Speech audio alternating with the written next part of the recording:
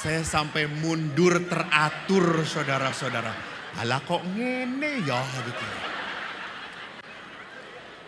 Sampai murid yang manggil saya, Romo kenapa jadi kayak gini? Ya nggak tahu saya juga.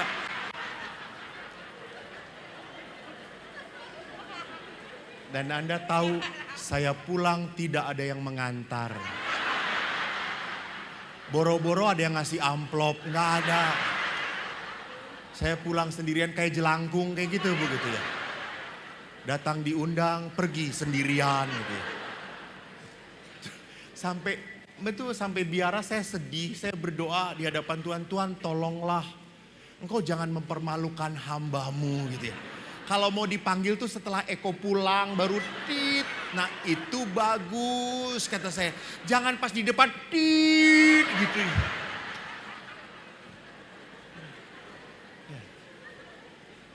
Bapak Ibu itu karya Tuhan. Ya harus saya terima. Saya tidak punya karunia. Saya tidak punya karunia enggak. Karena apa? Tuhan tahu kalau saya dikasih karunia seperti itu, saya akan jadi sombong. Saya akan jadi sombong. Saya tidak akan mengandalkan Tuhan. Maka Bapak Ibu ingat di dalam sebuah perkawinan pun pengampunan adalah karunia dari Tuhan. Yang harus kita minta terus menerus. Maka bagaimana kita bisa mengampuni? Letting go. Jangan naruh litani kelemahan pasangan. Saya kalau menerima sakramen pengampunan, pengakuan dosa dari ibu-ibu tuh suka sekalian memberikan sakramen mengakui kelemahan suaminya juga gitu ya. Jadi dia ngomong, Romo suami saya tuh kayak gini, kayak gitu, kayak gini, kayak gitu. Sehingga saya kalau begitu suami ibu saya ampuni dosanya dalam nama Bapa, Putra dan Kudus. Amin. Sampai istri, lalu saya berdosa lagi kata saya. Ibu ngomongin suami ibu di sakramen pengampunan kata saya itu. Hei Bapak Ibu ingat, jangan pernah nyimpen kelemahan pasangan Anda. Ingat, Anda pun punya kelemahan. Jelas non? Ya, saya pelototin kalau nggak jelas.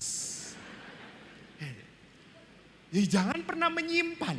Let go, lepaskan. Karena sakit hati itu disimpan malah membuat kita sakit, malah membuat kita dongkol. Ingat kecemasan, kekhawatiran itu bodoh.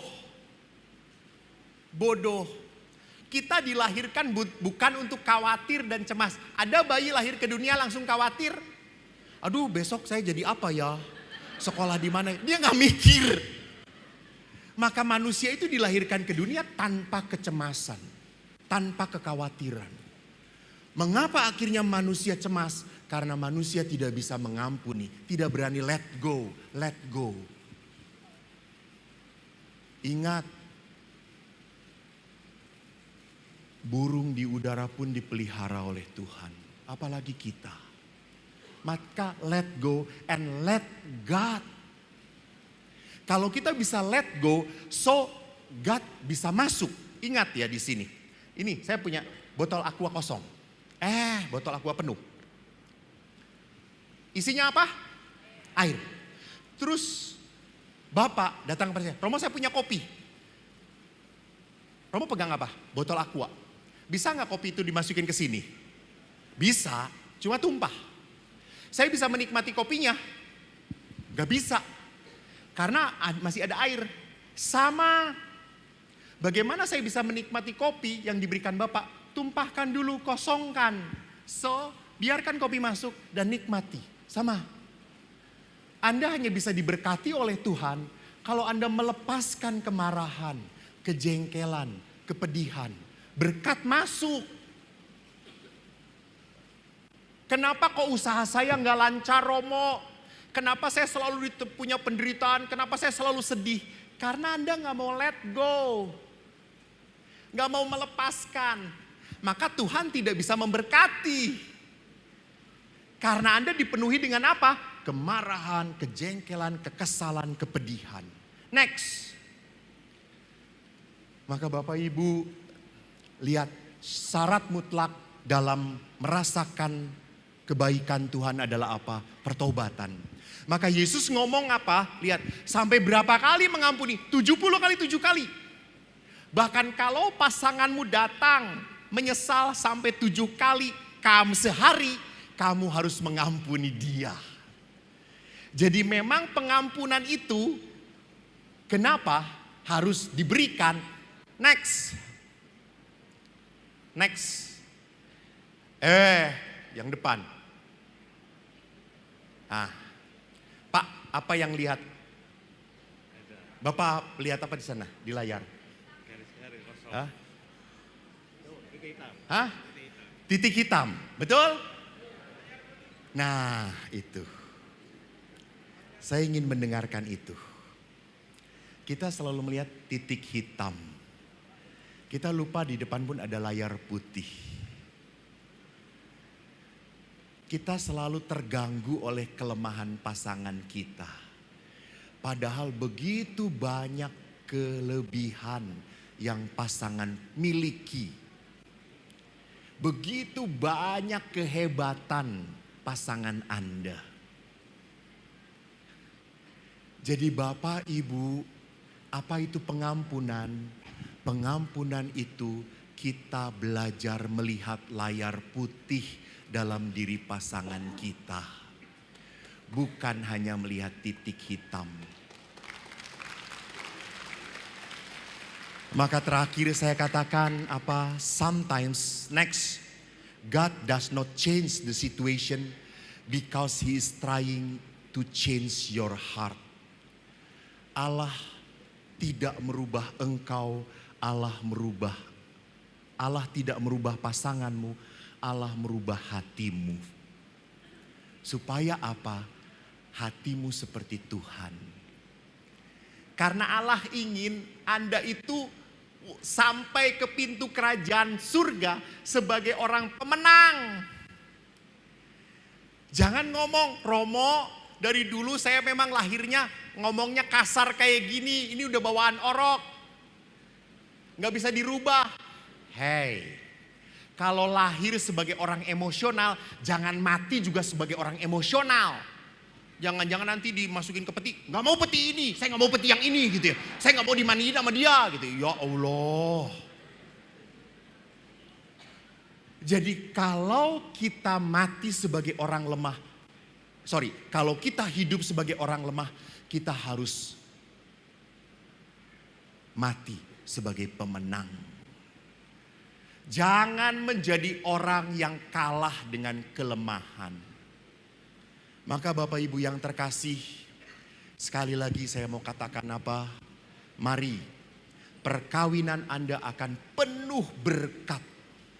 Perkawinan Anda akan penuh sukacita kalau Anda tinggal di dalam Tuhan. Saudara-saudariku yang terkasih, di saat saya menunggu ibu saya, waktu saat-saat terakhir, ibu sudah sakit. Kurang lebih ibu sakit 8 tahun. Dan bapak menunggu ibu. Bapak itu sangat sayang. Dan bapak sudah berserah. Lalu saya tanya dokter, Dok, Romo, ibu itu kuat. Kenapa? Karena ibu Romo itu sangat sayang dengan bapak. Dengan suaminya. Oh oke. Lalu saya datang kepada bapak, Pak, ngomong pada ibu. Ngomong apa? Ya ibu duluan ke surga. Nanti bapak nyusul. Terima kasih. Aku sayang. Bapak saya marah pada saya. Aku suruh ngomong kayak gitu. Aku istrinya. Gak bisa ngomong kayak gitu. Pak, Romo. Yang ngomong Romo. Romo. Taat pada Romo. Langsung bapak saya. Oh baik Romo. Romo. Saya ingat hari Minggu ayah bicara. Setelah ayah misa kudus. Ayah ngomong pada ibu. Dan saya mau datang, mereka berdua sedang menangis. Saya tidak jadi masuk. Setelah keluar, saya tanya pada ayah, sudah. Dan hari Senin ibu drop, hari Selasa ibu meninggal di tengah-tengah kami. Anak-anak dan ayah. Lalu ayah berkata apa? Saya bahagia ibu kamu tidak sakit lagi. Cukup 8 tahun ibu sakit, kasihan. Sekarang saya yang sakit. Saya ditinggalkan oleh orang yang saya sayangi. That is love. Itu perkawinan. Dan itu hanya terjadi karena ayah ibu saya pendoa yang baik. Terima kasih. Shalom. Tuhan memberkati.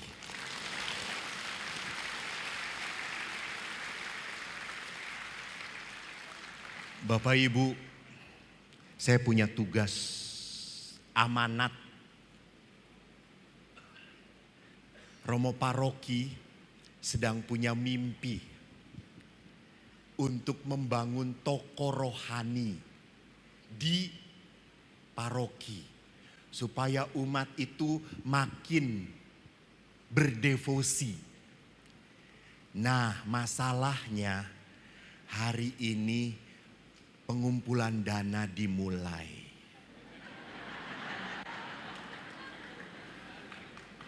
Bapak Ibu yang terkasih, berbelas kasihlah pada saya. Kenapa? Karena Romo tadi mengatakan, Romo nggak dapat apa-apa, tidak sesuai target, pulang no amplop. Please tolong, berbelas kasihlah pada saya Bapak Ibu. Maka saya akan ngamen dengan Romo. Saya akan menyanyikan sebuah lagu, Romo akan mengiringi. Kita tadi latihannya tercepat di seluruh dunia. Kita latihan hanya dengan saling memandang. 2 hati sudah terikat saudara-saudara. Tapi besok saya lepaskan lagi. Karena bukan muhrim saya gitu ya. Jadi Bapak Ibu akan diedarkan kotak. Wih, Romonya sudah di depan. Belum saya panggil sudah di depan. Kita beri tepuk tangan saudara-saudara. Ini lihat, saking inginnya dana belum dipanggil sudah ke depan saudara-saudara. Ya. Jadi Anda tahu ya, yang butuh dana bukan saya. Salibkanlah dia saudara-saudara, oke? Jadi Bapak Ibu, lagu ini dipersembahkan sebagai penutup seminar saya tentang hidup berkeluarga. Lagu ini bagus banget. Lagu ini berbicara tentang apa? Iman. Jangan takut. Jangan pernah bimbang. Kita punya Tuhan. Kalau Anda bimbang, Anda itu adalah orang yang tidak beriman. Maka Bapak Ibu, gimana ini? Panitianya langsung mengumpulkan atau Anda mendengarkan lalu nanti tergantung suara kami, oke? Oke, kalau suara kami jelek, jangan dikasih. Tapi ingat, Anda pulang, saya akan berdoa kepada Tuhan, saudara-saudara.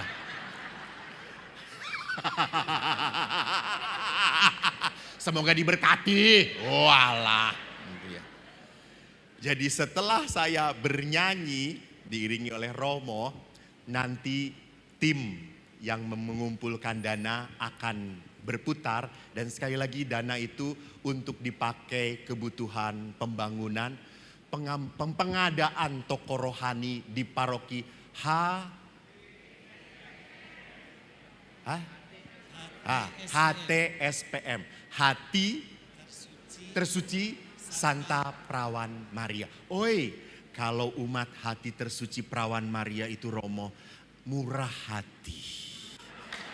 Seluruh yang ada di tas ini akan dikeluarkan dalam nama Yesus, saudara-saudara. Tuhan, Engkau baik, terima kasih Tuhan. Yang tidak mengeluarkan, Tuhan, lihat dia Tuhan.